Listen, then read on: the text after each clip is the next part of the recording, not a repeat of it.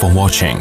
Don't forget to like, comment, share and subscribe to Mufti Tariq Masood, famous scholar. اچھا بھائی کہہ رہے ہیں مفتی صاحب اہل حدیث لوگ کون سے فقہ کو فالو کرتے ہیں؟ اہل حدیث لوگ کسی مخصوص فقہ کو فالو نہیں کرتے. ان کا یہ دعویٰ ہے کہ ہم ڈائریکٹ قرآن و حدیث کو فالو کرتے ہیں. تو ہم کہتے ہیں جو مجتہدین نے ڈائریکٹ فالو کیا ہے، تو جب انہوں نے فالو کر لیا اور انہوں نے تحقیق ہمارے سامنے رکھ دی، تو آپ ڈائریکٹ جانے کے بجائے ان کی تحقیق پہ اعتماد کیوں نہیں کر لیتے؟ ڈائریکٹ کا مطلب تو یہ ہوا کہ ہر آدمی کو آپ اس بات کی یعنی سند دے رہے ہو کہ وہ خود براہ راست قرآن و حدیث سے مسائل نکالے. حالانکہ قرآن و حدیث میں مسائل کا علم آسان نہیں ہے. واضح و نصیحت کی باتیں بہت آسان ہیں، مسائل کا علم آسان نہیں ہے. اگر آسان ہوتا تو پھر مجتہدین محنت نہ کرتے اس کے لیے. یہ تو ہر آدمی کو کہتے تھے خود ہی نکالتے رہو بیٹھ کے. یقین نہ آئے تو قرآن و حدیث سے آپ جب کوئی مسئلہ پوچھنے آئے نا وراثت کا، تو ذرا قرآن سے ڈائریکٹ آپ عام آدمی کو بولیں، ٹماٹر بیچنے والے کو، کہ یہ قرآن کا ترجمہ ہے. وسیم بھائی آئے ہیں، ان کے ابا کا انتقال ہو گیا، ان کے یہ وارث ہیں، قرآن سے ترجمہ پڑھ کے آپ ذرا ان کو وراثت کے مسائل بتا دو. وہ بتا نہیں سکتا. وہاں وہ کسی مفتی سے فتویٰ لے گا، کہے گا یا تو اہل حدیث مفتی سے یا کسی اور مفتی سے. اس کا مطلب ہے براہ راست عام آدمی قرآن و سنت سے مسائل نہیں نکال سکتا. یہ گراؤنڈ ریئلٹی ہے. تبھی صحابہ کرام میں بھی، حالانکہ وہ عربی جانتے تھے، صحابہ کرام میں بھی اسپیسیفک مفتی ہوا کرتے تھے جو لوگوں کو مسائل بتاتے. صحابہ کے دور میں بھی مسائل ڈائریکٹ عام لوگ قرآن و سنت سے نہیں نکالتے تھے. چند مخصوص علماء تھے. حضرت ابو ہریرہ تھے، اس میں عبداللہ بن مسعود تھے، معاذ بن جبل تھے، خلفائے راشدین تھے، جابر بن عبداللہ تھے، حضرت ابو دردہ تھے. یہ مخصوص لوگ تھے جن کو نبی کے انتقال کے بعد پھر مختلف علاقوں میں باقاعدہ علم کی اشاعت کے لیے بھیجا گیا. لوگ ان سے مسائل پوچھتے تھے. مصنف ابن ابی شیبہ اور مصنف عبد الرزاق حدیث کی کتابیں، ان میں صحابہ کے فتاویٰ بھرے ہوئے ہیں کہ لوگ آئے ان سے پوچھا. تو اگر ایسا ہوتا صحابہ کہتے ہیں ہم سے کیوں پوچھ رہے ہو، قرآن تمہارے سامنے ہے اور تمہاری زبان میں ہے، تمہاری زبان میں قرآن نازل ہوا، ہم سے کیوں پوچھ رہے ہو، ڈائریکٹ پڑھو نا. تو اس لیے بعض دعوے دکھانے میں بڑے اچھے ہوتے ہیں لیکن پریکٹیکل لائف میں وہ جاندار نہیں ہوتے. جب آپ پریکٹیکل لائف میں آؤ گے نا تو عوام بے یار و مددگار. تبھی جو فرقہ واریت پھیل رہی ہے نا، ان چار فقہ کی وجہ سے نہیں پھیل رہی، ان چاروں فقہ کو چھوڑنے کی وجہ سے پھیل رہی ہے. جب اسلامی حکومتیں تھیں، مسلمان چاروں میں سے کسی ایک فقہ پر عمل کرتے اور دوسرے کو ملامت نہیں کرتے، دوسرے کو بھی برحق سمجھتے، خود بھی کوئی فرقہ واریت نہیں تھی. لیکن اتحاد کا لیبل لگا کے فرقہ واریت کی ایسی آگ لگائی ہے کہ ہر آدمی مفتی بنا ہوا ہے. یوٹیوب پہ دیکھو، ہر آدمی اپنی حدیث نمبر اور قرآن و سنت کے حوالے دے دے کے، نمبر سب کے پاس ہوتے ہیں مگر رائے دونوں کی ایک دوسرے سے بالکل اپوزٹ. غامدی صاحب کو آپ سنو گے ہر بات قرآن سے شروع کر کے قرآن پہ ختم کرتے ہیں، لیکن غامدی کے جو اگینسٹ ہیں وہ بھی ہر بات قرآن سے شروع کر کے کہاں ختم کرتے ہیں؟ قرآن پہ. تو اس لیے عام آدمی کو ہم کہتے ہیں یہ ریسرچ کا کام جو ہے نا، یہ 1200-1300 سال پہلے امت فارغ ہو چکی ہے اس سے.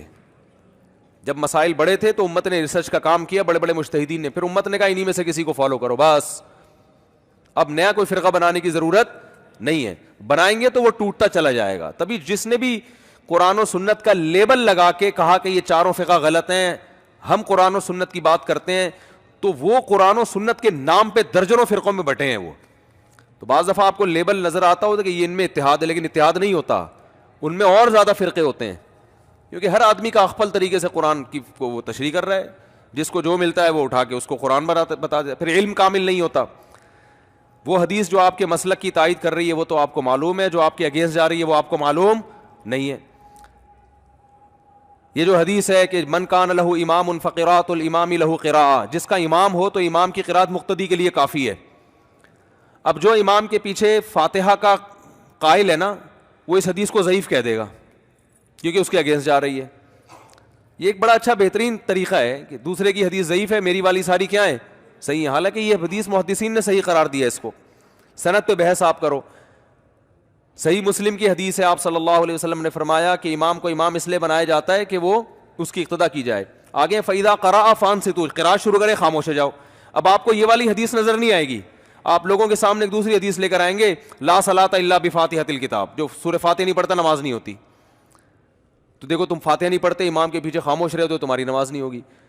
تو یہ ہوتا ہے کہ جب عوام کے ہاتھ میں لگام دے دی جائے نا، جیسے میڈیکل سائنس اگر عوام کو کہا جائے کہ آپ خود کتابیں پڑھ کے علاج کرو تو لوگوں کی صحتیں جو واٹ لگے گی نا.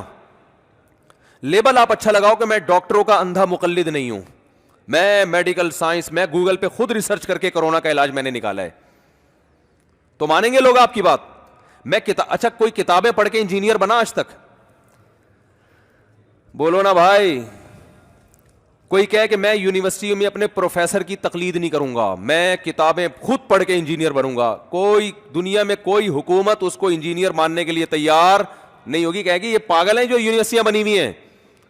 تو یار بھائی یہ دین کا علم اتنا بیکار ہو گیا ہے کہ جو اٹھتا ہے مفتی بن کے کہتا ہے کہ میری ریسرچ ہے, میری, بھائی تو اہل نہیں ہے ریسرچ کا, نہ آپ کو عربی آتی ہے. ان میں اکثر ریسرچ کرنے والے وہ ہیں جو عربی گرامر نہیں آتی ان کو, ترجمے ان کو جو کر کے دے دو. ان میں بڑے بڑے پروفیسر بھی ہیں, بڑے بڑے انجینئر بھی ہیں, بڑے بڑے ڈاکٹر بھی ہیں, ان کو ترجمہ نہیں کرنا آتا. تبھی میں بہت سے لوگوں سے کہتا ہوں سامنے بٹھاؤ تو میں بتاؤں گا, یہ بہت سے لوگ فائل مفعول کا نہیں پتا, سبجیکٹ آبجیکٹ کا نہیں پتا, ان کو یہ نہیں پتا کہ یہ با متعدی ہے یا یہ با الساق کے لیے ہے. اوتر بواحدۃ جو حدیث میں آتا ہے ایک رکعت وتر پڑھو, یہ پڑھو کا ترجمہ تو آپ نے کیا ہے نا, ایک رکعت وتر پڑھو. اوتر کا معنی ایک وتر پڑھنا نہیں ہے, یہاں پر اوتر کا معنی ہے جفت کو طاق بنا دینا, ایون کو آڈ بنا دینا. سمجھ میں آ رہی ہے بات؟ تو حدیث کے الفاظ کیا ہیں؟ ایک رکعت کے ذریعے ایون کو آڈ بنا دو. وتر جب 2 رکعت آپ پڑھو گے نا تو ایک رکعت کے ذریعے جو 2 تھیں وہ کیا بن گئی؟ ایون تھی, آڈ بن گئی نا. نہیں آ رہا سمجھ میں؟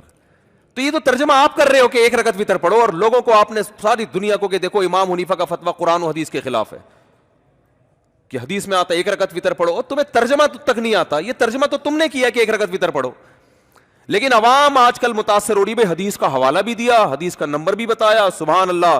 اور یہ جو حنفی شافی لوگ ہیں یہ تو اندھے مقلد ہیں. او بھائی یہ تقلید ابو حنیفہ کی کر رہے ہیں, اور آپ تقلید کر رہے ہو انجینئروں کی, پروفیسروں کی, اور 15ویں صدی کے. وہ بھی نہیں آ رہی بات سمجھ میں؟ تو تقلید آپ نے بھی کرنی ہے, ہم بھی کر رہے ہیں. ہم مجتہدین کی کرتے ہیں جو تابعین تبع تابعین کے تھے, جنہوں نے صحابہ تابعین کو دیکھا ہے. اور آپ آج کل کے 15ویں صدی میں پیدا ہونے والے فتنہ پرستوں کی تقلید کر رہے ہو, جن کا پتہ ہی نہیں ہے کہ یہ خواہش نفس کی بنیاد پہ مسئلہ بتا رہے ہیں یا اپنے ویورز بڑھانے کے لیے کر رہے ہیں. دیکھو ہمیشہ یاد رکھو, لوگ یہ بات کرتے ہیں کہ ہم جو ہے نا دکانیں بند کر رہے ہیں مولویوں کی اور 2 نمبر لوگوں کی. اس میں دیکھا کرو ایسا تو نہیں ہے کہ دکانیں بند نہیں ہو رہی, اپنی ایک نئی دکان تو نہیں کھولی جا رہی کہیں. تو بعض دفعہ دوسروں کا چورن بند اس لیے کرایا جاتا ہے تاکہ اپنا چورن زیادہ بکے, تو لیبل یہ لگایا جاتا ہے ہم دوسروں کا چورن بند کر رہے ہیں. مقصد ہوتا ہے اپنا چورن مارکیٹ میں لا رہے ہیں. تبھی ایسے لوگ کبھی علماء کے سامنے بیٹھنے کے لیے تیار نہیں ہوتے. ان کو پتا ہے کہ ان کی جو فالٹ ہے نا وہ 2 منٹ میں پکڑے جائیں گے. ان کو پتا ہوتا ہے کہ بھائی یہ سامنے بیٹھے تو یہ 2 اور 4 کی طرح بتا دیں گے, آپ ان تلوں میں تیل نہیں ہے. یہ صرف زبانی باتیں, دعوے کرتے ہیں چیلنج, اور میں یوں اور میں یوں, اور ایسے چیلنج کر کے اس کو پی جاتے ہیں. پھر جب چیلنج کا جواب دو تو پی گئے, جواب ہی نہیں ہے. تو اس لیے بھائی جو امت 4 فقہ پہ چلی آ رہی ہے نا, ہماری رائے ہے کہ انہی میں سے ایک کو فالو کرو, بس اسی میں امت کی خیر ہے. بھائی 1200 سال امت نے اس میں نکال لیے, 1200 سال. تو اب تو قیامت ویسے ہی قریب ہے, تو اب کیا آپ نیا کام کوئی کر رہے ہیں؟ اور میں کہتا ہوں اگر آپ نے ان 4 کو فالو نہیں کرنا تو 5واں پھر فقہ تو نکالو نا, کوئی سلیبس تو متعین کرو پھر. او بھائی جب وضو کے مسائل سے لے کے نکاح کے مسائل ہیں, تجارت کے مسائل ہیں, طلاق کے مسائل ہیں, وراثت کے مسائل ہیں, جیسے 4 فقہ میں تو ہمیں ملتے ہیں, تو آپ کوئی نصاب تو بناؤ نا جو اپنے مدرسوں میں پڑھاؤ, پھر کوئی سلیبس تو ہو. اب تک کوئی سلیبس نہیں ہے. جب سلیبس ہی نہیں ہے تو آپ مدرسے میں کیا پڑھاؤ گے بچوں کو؟ آپ کو ہم ڈائریکٹ قرآن حدیث پڑھا رہے ہیں, تو ڈائریکٹ قرآن حدیث کا مطلب ہو گیا ہر استاذ کی پھر اپنی تشریح ہے. ایک صاحب سے میں نے پوچھا آپ اپنے مدرسے میں کیا پڑھاتے ہو؟ ہم نے کہا فقہ حنفی پڑھاتے ہیں. اس نے کہا مجھے کہ فقہ حنفی پڑھاتے ہیں. میں نے کہا آپ تو فقہ حنفی کو مانتے نہیں ہو, تو نصاب میں فقہ حنفی کیوں پڑھا رہے ہو؟ کہہ رہے ہم تنقیدی نظر سے پڑھاتے ہیں, یعنی فقہ حنفی کی قدوری لی, اس میں جو غلط ان کے خیال میں چیزیں وہ بتاتے ہیں کہ یہ قرآن و حدیث کے خلاف ہے, یہ قرآن و حدیث کے مطابق ہے, تو یہ غلط ہے, یہ صحیح ہے. اس طرح پڑھاتے ہیں ہم تنقیدی نظر سے. میں نے کہا دنیا میں کسی یونیورسٹی میں آج تک کوئی ایسا نصاب نہیں بنا کہ جس نصاب کو آپ غلط کہہ رہے ہو اور تنقیدی نظر سے ہی شروع کرا دو اس کو. پہلے اپنا صحیح سلیبس ہوتا ہے, پھر دوسروں پہ ساتھ ساتھ ضمناً تنقید ہوتی ہے. تنقید کبھی اصل نہیں ہوتی کہ اصل بچوں کو پڑھائی تنقید جا رہی ہے کہ یہ بھی ابو حنیفہ کا مسئلہ غلط, یہ بھی غلط. اس کا نتیجہ نکلتا ہے نیگیٹو سوچ لے کے وہ عالم بنتا ہے, اس کا ساری زندگی وہ غلط ہی کہتا رہتا ہے کہ تو پہلے پازیٹیو چیزیں بتائی جاتی ہیں کہ صحیح نصاب ہمارا ہے A to Z, یہ والا صحیح ہے, اور اس میں پھر حنفیوں پہ بھی رد کرو, شافیوں پہ بھی رد کرو, یہ بھائی ہماری رائے یہ ہے, یہ ہمارا نصاب ہے. وضو کا یہ طریقہ قرآن و سنت کے مطابق ہے, نماز کا یہ طریقہ قرآن و سنت کے مطابق ہے, یہ ہے اصل. باقی امام حنیفہ نے اس میں یہ فالٹ کیا, معاذ اللہ, اب امام شافی نے یہ غلطی کی, یوں ہونا چاہیے. آپ نے کیا کیا, جس کو غلط کہتے ہو وہی سلیبس ہے, اور اس کو پھر تنقیدی نظر سے پڑھا کے, تو یہ تو دنیا میں کہیں بھی نہیں ہوتا. تو میں نے کہا مجھے ایسا لگتا ہے کہ آپ اب تک نصاب بنا ہی نہیں سکے ہیں. وجہ اس کی یہ ہے کہ اب اتنے فرقے آپ لوگوں میں بن گئے ہیں کہ اب سلیبس بن سکتا ہی نہیں ہے. ایک کتاب ایسی ہوگی نہیں جس پہ 4 علماء بھی جمع ہو جائیں. ہر آدمی کہے گا قرآن و حدیث کے مطابق میری تحقیق یہ نہیں ہے, تم نے یہ کیوں لکھا. دوسرا کہے گا نہیں یہ ہے, یہ رفع الیدین کا مسئلہ لے لو. اگر وہ کتاب لکھی جائے کہ نماز میں رفع الیدین کرنا چاہیے, شافی مسلک میں لکھا ہے کہ سنت عمل ہے, ساری شافیوں کی کتابوں میں سنت ہے, چھوڑ دو کوئی گناہ نہیں ہے. لیکن آج اگر نصاب لکھا جائے گا تو جو رفع الیدین کو سنت کہتے ہیں, جب وہ لکھیں گے نا سنت ہے, دوسرا مفتی کہے گا سنت نہیں واجب ہے, کیونکہ حدیث میں آتا ہے صلو کما رأیتمونی اصلی, جیسے میں نے نماز پڑھی ایسے پڑھو. تو نبی نے رفع الیدین کیا ہے تو نبی نے کہا ایسے کرنا پڑے گا تمہیں, تو ایک تو امر تو وجوب کے لیے ہوتا ہے, تو لازم ہے. اب واجب ہے اس کا مطلب چھوڑ دیا تو سدا صاف کرنا پڑے گا, بولے سے چھوڑ دیا, جان کر چھوڑ دیا تو نماز ہی نہیں ہوگی. تو دوسرا مفتی کہے گا پھر جب رفع الیدین جو نہیں کرتا اس کی نماز نہیں ہوتی, تو اس کا مطلب یہ ہوا کہ پوری دنیا میں جتنے بھی حنفی ہیں ان کے پیچھے نماز جائز نہیں ہے. تو اتنے ایک ایک مسئلے میں اختلافات آئیں گے نا کہ 5واں فقہ مرتب کرنا ممکن رہا ہی نہیں ہے. نہیں یار, اور یہ خدا کی طرف سے ہوا ہے تاکہ لوگ اب 5ویں چیز نہ نکالیں. سمجھ میں آ رہی ہے بات, یہ اللہ کی طرف سے کچھ ہوا ہے یہ.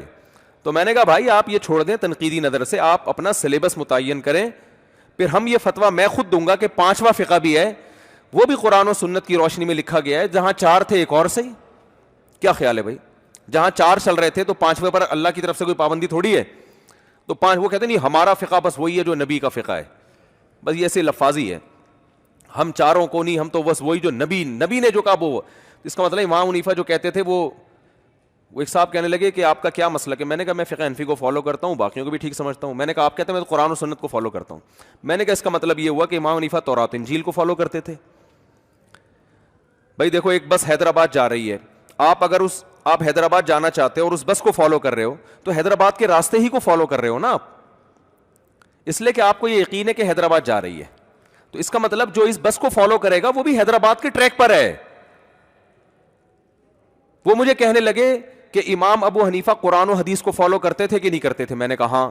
کہہ رہے ہیں امام حنیفہ کا اصل طریقہ یہ ہے کہ قرآن و سنت کو فالو کرو, تو ہم بھی قرآن و سنت کو فالو کرتے ہیں, اور آپ امام حنیفہ کی بات کو چھوڑ کر ابو حنیفہ کو فالو کرتے ہو.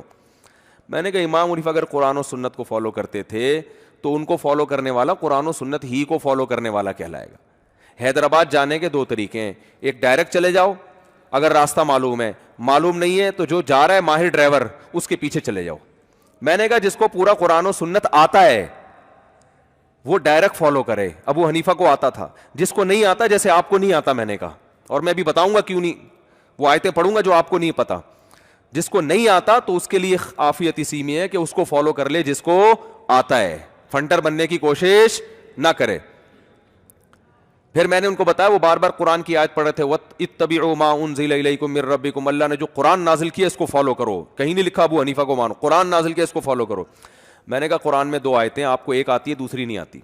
دوسری آیت ہے وَاتَّبِعْ سَبِيلَ مَنْ أَنَابَ إِلَيَّ, اس کو فالو کرو جو میرے راستے پہ چل رہا ہے, اس شخص کو فالو کرو. اب میں نے کہا قرآن 2 متضاد حکم ایک ہی آدمی کو نہیں دے سکتا. ایک جگہ کہا جا رہا ہے ڈائریکٹ قرآن کو فالو کرو, ایک جگہ کہا جا رہا ہے اس کو فالو کرو جو قرآن کو فالو کر رہا ہے. تو یہ تو ایسا ہی ہو گیا جیسے آپ کسی سے حیدرآباد کا راستہ پوچھ رہے ہو تو وہ راستہ بتا رہے کہ ڈائریکٹ آپ جاؤ سڑک کے اوپر, پھر آپ سے کہہ رہے ڈائریکٹ نہیں جاؤ اس بس کے پیچھے جاؤ. آپ کہتے ہیں اچھا اس بس کے پیچھے جاؤں, کہہ رہے نہیں ڈائریکٹ جاؤ. اچھا میں ڈائریکٹ جاؤں, نہیں اس راستے پہ جاؤ, اس بس کے پیچھے جاؤ جو ڈائریکٹ جا رہی ہے. آپ کہو گے یار کبھی کہتے ہو ڈائریکٹ جاؤ, کبھی کہتے ہو اس بس کے پیچھے جاؤ جو ڈائریکٹ جا رہی ہے. تو یہ کیا ہو گیا؟ ایک جگہ قرآن کہہ رہے ڈائریکٹ قرآن کو فالو کرو, ایک جگہ کہہ رہے اس کو فالو کرو جو قرآن کو فالو کر رہا ہے. تو میں نے کہا بھائی یہ 2 الگ الگ لوگوں کے لیے حکم ہے. جس کو پورا قرآن آتا ہے نا صحیح طریقے سے وہ ڈائریکٹ فالو کرے گا, جس کو پورا نہیں آتا, میں نے کہا جیسے آپ کو نہیں آتا, کیونکہ آپ کو وہ والی آیت آتی ہے دوسری والی نہیں آتی, تو فنٹر بننے کے بجائے اس کو چاہیے کہ اس کو فالو کر لے جس کو پورا آتا ہے. میں نے کہا امام انہیں کو پورا آتا تھا, کہنے لگے پورا آتا تھا تو امام صاحب تو کہتے ہیں مائیں اپنے بچوں کو 2.5 سال دودھ پلائیں، جبکہ بخاری مسلم میں 2 سال پلائیں، اور قرآن میں آتا ہے کہ والوالدات یرضعن اولادہن حولین کاملین، مائیں اپنے بچوں کو 2 سال دودھ پلائیں گی۔ میں نے کہا مجھے ایک بات بتاؤ، اتنے بڑے مجتہد جن کو 50% سے زیادہ مسلمانوں نے فالو کی ہے، ان کو اگر قرآن کی آیتیں بھی نہیں آتی تھی نا تو یہ پھر اسلام پر ایک بہت بڑا داغ ہے۔ گورا کہے گا کہ تمہاری تو آدھی دنیا ایسے لوگوں کو فالو کر رہی ہے جن کو قرآن کی آیتیں 15ویں صدی میں ایک عام آدمی کو آتی تھی، انجینئر کو آتی تھی، پروفیسر کو آتی تھی، لیکن امام حنیفہ کو نہیں آتی تھی۔ میں نے کہا تو اسلام پہ الزام ہے کہ ایسے لوگوں کو فالو کرتے آ رہے ہو۔ میں نے کہا امام حنیفہ کا چونکہ پورا قرآن آتا تھا نا، اس لیے 2.5 سال والے بھی آیتیں آتی تھی ان کو، 2 سال والی بھی آتی تھی۔ آپ کو پورا نہیں آتا اس لیے 2 سال والی تو پتہ ہے، 2.5 سال والی میں نے کہا 2.5 سال والی تو میں بعد میں بتاؤں گا، قرآن ہی میں ہے جس سے امام حنیفہ نے نتیجہ نکالا ہے۔ میں نے کہا خود اس آیت میں غور کر لیتے تو پتہ چل جاتا کہ اسی سے پتہ چلتا ہے 2 سال کے بعد بھی اجازت ہے، کیونکہ قرآن کے الفاظ ہیں مائیں اپنے بچوں کو 2 سال دودھ پلائیں جو دودھ کی مدت مکمل کرنا چاہتے ہیں۔ فَإِنْ أَرَادَا فِصَالًا، فا تعقیب مال وصل کے لیے آتا ہے، ایک کام کے بعد جب دوسرا کام ہوتا ہے نا اس کے لیے۔ تو آگے قرآن واو نہیں کہہ رہا کہ وَإِنْ أَرَادَا کہ اگر دونوں کا ارادہ ہو دودھ چھڑانے کا، نہ فَإِن پس اگر، کیا مطلب 2 سال کے بعد اگر دونوں کا ارادہ ہو چھڑانے کا، اس میں بھی کوئی حرج نہیں ہے، اس سے پرمیشن مل رہی ہے۔ کیونکہ امام صاحب جو ہے نا قرآن کے ظاہری الفاظ کو بہت زیادہ فوکس کرتے ہیں کہ اس سے پتہ چل رہا ہے 2 سال تک تو پلا سکتے ہیں۔ فَإِنْ أَرَادَا فِصَالًا عَنْ تَرَاضٍ، اللہ کہتے ہیں اگر میاں بیوی آپس کی رضامندی سے اگر چھڑوانا چاہے تو بھی کوئی گناہ نہیں ہے۔ تو یہ 2 سال کے بعد چھڑوانے کا اشارہ مل رہا ہے، کیونکہ فا ہے واو نہیں ہے۔ اب فا اور واو کا فرق پروفیسروں کو معلوم نہیں ہوتا، اس میں اشارہ ہے۔ اور میں نے کہا ویسے بھی کامن سینس کی بات ہے، قرآن کہہ رہے تمہارے دین میں حرج نہیں ہے۔ اگر 2 سال تک بھرپور طریقے سے آپ نے بچے کو دودھ پلایا، کسی کا باپ بھی فوراً نہیں چھڑوا سکتا، بچہ دنیا چھوڑ دے گا ایک دم دودھ نہیں چھوڑ۔ تو امام صاحب نے کہا 6 مہینے دودھ چھڑوائی کی مدت ہے، 2 سال تک بھرپور طریقے سے پلائیں، اس کے بعد 6 مہینے اس کو موقع دیا جائے گا چھڑوانے کے لیے۔ تو جہالت کے مرکب نہیں ہوتا، لیکن افسوس اس پر ہوتا ہے کہ کلپ ایسے ریکارڈ کرواتے ہیں، ان سے بڑا فنڈر دنیا میں کوئی پیدا ہوا ہی نہیں۔ اور پبلک کی آپ ہجوم دیکھو، پبلک کا ہجوم دیکھو۔ پھر بھی احناف نے اس مسئلے میں ابو حنیفہ کے قول کو چھوڑ دیا، بلکہ ان کے شاگردوں کے قول کو لیا ہے، ابو یوسف اور امام محمد کے قول کو۔ وجہ اس کی یہ کہ احتیاط کے پہلو پر عمل کیا، بھائی 2 سال بھی بہت ہوتا ہے تو کیا ضرورت ہے، تو جمہور کے قول کو لے لو نا اس میں احتیاط پر۔ اس لیے ہم فتویٰ یہی دیتے ہیں کہ 2 سال تک پلائے، اس کے بعد نہ پلائے۔ یہ تو ہم براڈ مائنڈڈ تو ہم ہیں کہ ان کے دلیل کے باوجود بھی ان کے قول کو احتیاط کی بیس پہ چھوڑ رہے ہیں ہم، اور آپ اتنے تنگ نظر ہو، آپ کو کخ بھی نہیں پتا، فتوے ایسے لگا رہے ہو جیسے آپ ہی ہیں جو لوگوں کو اسلام سکھائیں گے، آپ کے علاوہ دنیا میں اسلام کسی نے سمجھا ہے ہی نہیں۔ بہت مشکل ہے بات سمجھانا، بہت مشکل ہے۔ تو اس لیے ان تلوں میں تیل نہیں ہے جو آج کل قرآن و سنت کے نام پہ ہر آدمی نے اپنی دکان کھولی ہوئی ہے نا، تو یہ دوسروں کی دکانیں بند کرانے کی جو باتیں ہیں، یہ اصل میں اپنی نئی دکان جب تک چلتی نہیں ہے مارکیٹ میں، جب تک دوسرے کی بند نہیں ہوتی، تو ان کا مقصد بند کرانا نہیں ہے، نیا چورن مارکیٹ میں لانچ کرنا ہے۔